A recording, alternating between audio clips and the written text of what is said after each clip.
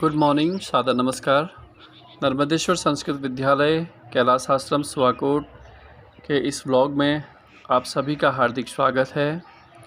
आज हम एकांतवास, प्रकृति और मेडिटेशन पर बात करेंगे।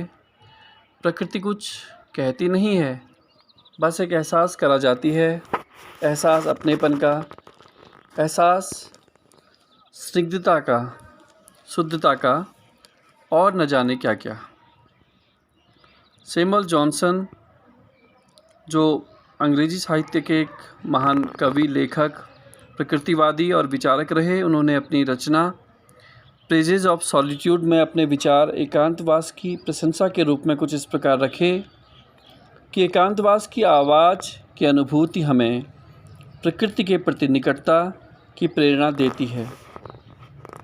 कई पश्चिमी तथा भारतीय विचारकों ने भी इस पर अपनी बात रखी, पर क्या एकांतवास में जाना इतना स्फूर्तिदायक हो सकता है? सही मायनों में solitude is like a real meditation and we should try to meditate ourselves by the attachment of nature with our social duties. It gives an everlasting pleasure as well as sound personality. एक अच्छे व्यक्तित्व के लिए, एक अच्छी personality के लिए मानसिक और शारीरिक गुणों का सम्मिश्रण होना बहुत आवश्यक होता है। तो मानसिक गुणों में हमारा व्यवहार, अभिप्रेरणा, सहानुभूति, कोऑपरेटिव नेचर, ये सब चीज़ें आती हैं, आपको पता ही होगा। और फिजिकल जो एट्रीब्यूट्स हैं, फिजिकल जो क्वालिटीज़ हैं, उसमें स्वस्थ शरीर होता है। स्वस्थ मन और स्वस्थ शरीर का सम्मिश्रण जो है एक अच्छे व्यक्तित्व को जन्म देता है। और अच्छे व्यक्तित्व के लिए आवश्यक है कि आप अपनी दिनचर्या को, अपने रूटीन को इस प्रकार से ढालें कि उसमें मानसिक और शारीरिक गुणों का उचित समायोजन हो सके, उचित एडजस्टमेंट हो सके।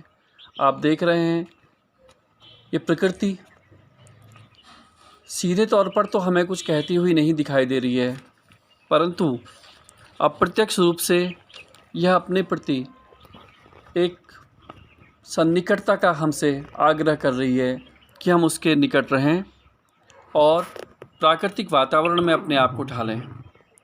वर्तमान परिप्रेक्ष्य में व्यक्ति को अपने आप को प्राकृतिक वातावरण में रखना, प्राकृतिक वातावरण में ढालना बहुत आवश्यक है और समय की मांग भी यही है। तो मैं आपसे अपेक्षा करता हूँ कि आप ऐसा करेंगे। धन्यवाद।